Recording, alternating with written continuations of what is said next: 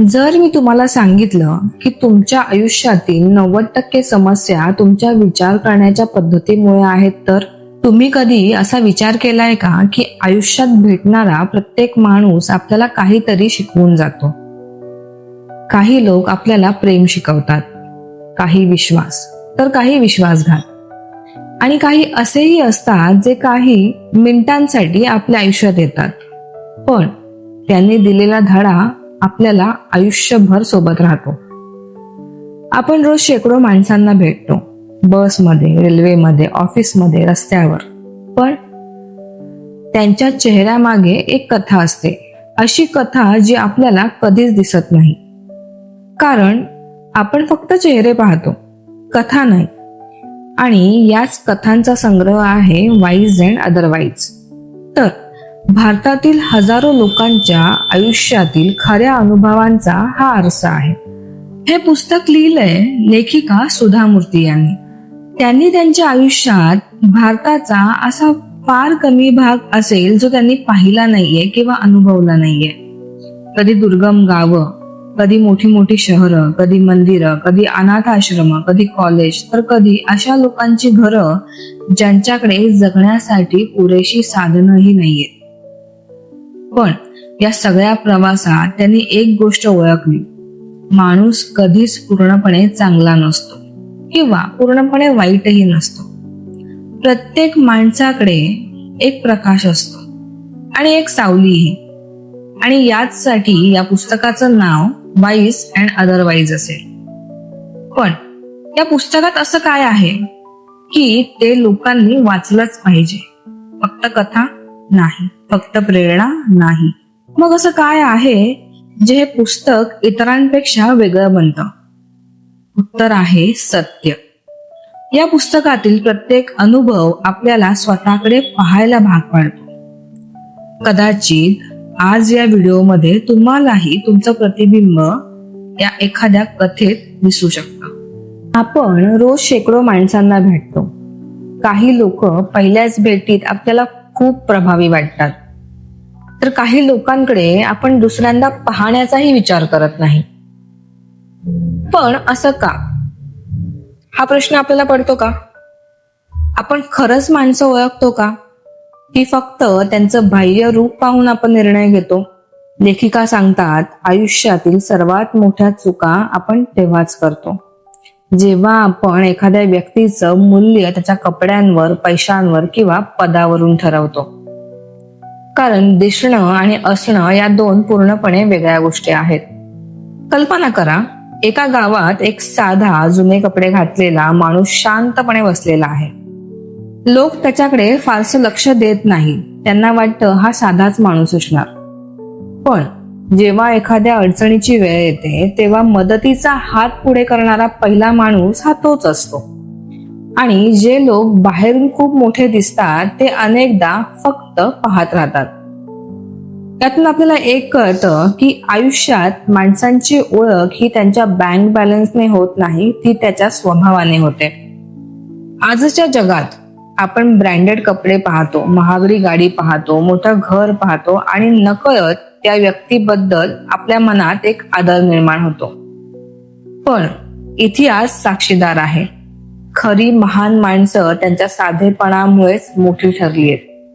म्हणूनच पुढच्या वेळी जेव्हा तुम्ही एखाद्या साध्या माणसाला भेटाल तेव्हा त्याच्याकडे फक्त नजरेने पाहू नका, तर मनाने समजून घेण्याचा प्रयत्न करा.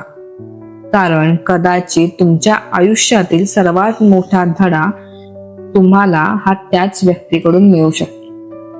आपण अनेकदा असं समजतो ज्याच्याकडे पैसा आहे तोच श्रीमंत आहे. पण लेखिकेच्या अनुभवाने त्यांना एक वेगळीच गोष्ट शिकवली आहे. त्या म्हणतात, पैसा माणसाला श्रीमंत बनवू शकतो, पण संस्कार आणि कृतज्ञता हेच त्याला मोठं बनवतात. आयुष्यात अनेकदा अशी माणसं भेटतात ज्यांना योग्य वेळी कोणीतरी मदत केलेली असते आणि त्या मदतीमुळे त्यांचं आयुष्य बदललेलं असतं. पण काळ बदलतो, पैसा येतो, प्रतिष्ठा मिळते आणि हळूहळू त्यांना त्या मदतीची आठवणच राहत नाही. ही गोष्ट फक्त पैशाची नाही तर ती स्वभावाचीही आहे. कारण ज्या माणसाला धन्यवाद म्हणता येत नाही तो कितीही श्रीमंत असला तरी तो आतून गरीबच असतो. थोडा विचार करा. आज तुम्ही जिथे आहात तिथपर्यंत पोहोचण्यासाठी तुम्हाला किती लोकांनी साथ दिली असेल? आई, वडील, शिक्षक, मित्र किंवा एखादा पूर्ण अनोळखी माणूस ज्याने योग्य वेळी दिलेल्या एका संधीमुळे तुमचा मार्ग बदलला असेल. पण आपण मात्र यशाचं सगळं श्रेय स्वतःला देत असतो. त्या प्रवासात ज्यांनी हात धरला त्यांना आपण विसरतो आणि तिथेच आपण माणूस म्हणून हरण्यास सुरुवात करतो. लेखिकेच्या अनेक अनुभवांमधून एक गोष्ट वारंवार समोर येते. उपकार लक्षात ठेवणारा माणूस हा नेहमी नम्र राहतो आणि नम्र माणूस कधीच लहान होत नाही. आजच्या या वेगवान जगात लोक यशामागे धावतायत, पण कृतज्ञतेमागे धावणारे फार कमी आहेत. लक्षात ठेवा, तुमच्या बँक खात्यात किती पैसे आहेत यावर तुमची श्रीमंती ठरत नाही, तर तुमच्या मनात किती माणसं आहेत यावरून नक्कीच ठरते. कदाचित याच कारणांमुळे काही साधी माणसं आपल्याला आयुष्यभर लक्षात राहतात, कारण त्यांनी आपल्याला पैसा दिलेला नव्हता, त्यांनी आपल्याला माणुसकी दिलेली होती आणि हीच खरी संपत्ती आहे. आयुष्यात पैसा पुन्हा कमवता येतो, नोकरी पुन्हा मिळू शकते, हरवलेली वस्तूही पुन्हा विकत घेता येते. पण एक गोष्ट अशी आहे जी एकदा हरवली तर ती पुन्हा मिळवायला अनेक वर्ष लागतात. ती म्हणजे विश्वास. लेखिकेने आपल्या अनुभवांमधून हे सांगितलं आहे. माणसाला मोठं बनवणारी गोष्ट त्याचं पद नाही तर त्याची प्रामाणिकता असते. कारण लोक तुमचं शिक्षण विसरतील, तुमचा पैसाही विसरतील, पण तुम्ही त्यांच्याशी कसं वागलात हे कधीच विसरणार नाही. आजच्या जगात लोक खोटं बोलायला अजिबात घाबरत नाहीत. लहान फायद्यासाठी मोठी नाती तोडतात. एका क्षणाचा फायदा आयुष्यभराचं नुकसान करून जातो. थोडा विचार करा, एखाद्या मित्राने तुमचा विश्वास तोडला तर तुम्ही त्याच्यावर पुन्हा पूर्वीसारखा विश्वास ठेवाल का हो? कदाचित नाही. कारण विश्वास हा काचेसारखा असतो. तो तुटला की जोडता येतो, पण त्यावरील भेगा ह्या कधीच नाहीशा होत नाहीत. आणि याच कारणामुळे या पुस्तकातील प्रत्येक कथेतून लेखिकेने हेच सांगितलं आहे की नेहमी सत्याच्या बाजूने उभे राहा.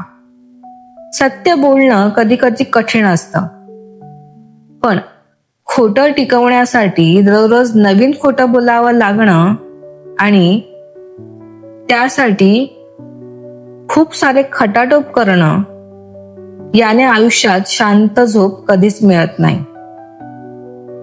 एक प्रामाणिक माणूस कदाचित खूप श्रीमंत नसेल, पण त्याच्याकडे एक अमूल्य संपत्ती असते, लोकांचा विश्वास.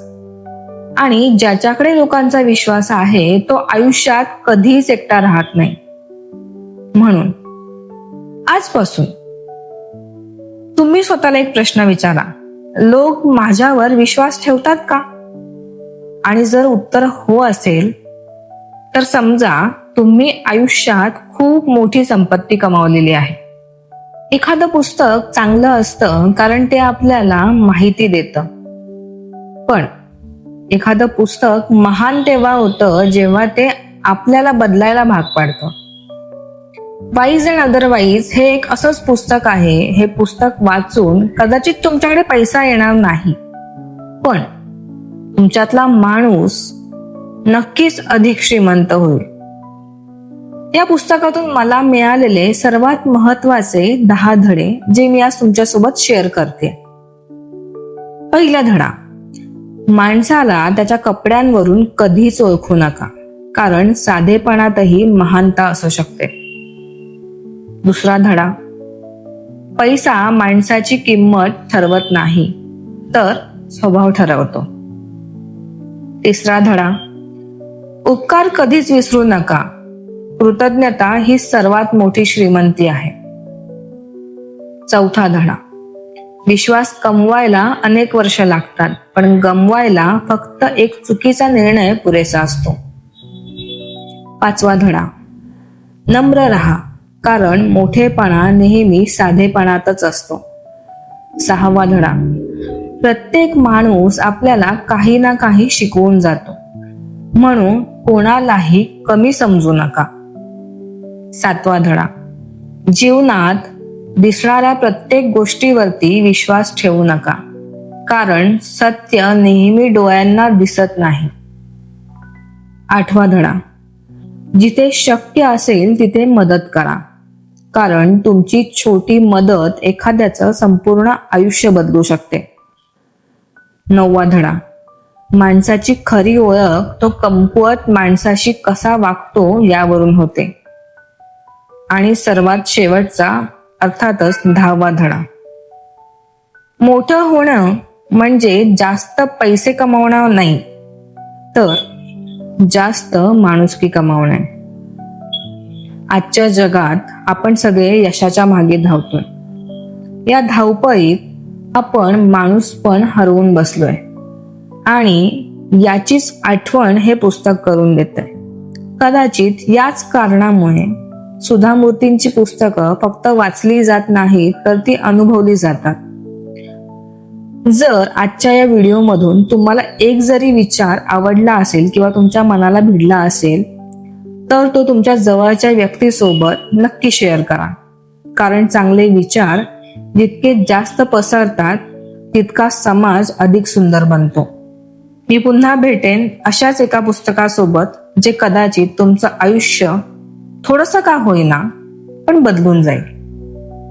धन्यवाद. आणि व्हिडिओ आवडल्यास लाईक, शेअर आणि सबस्क्राईब करायला विसरू नका.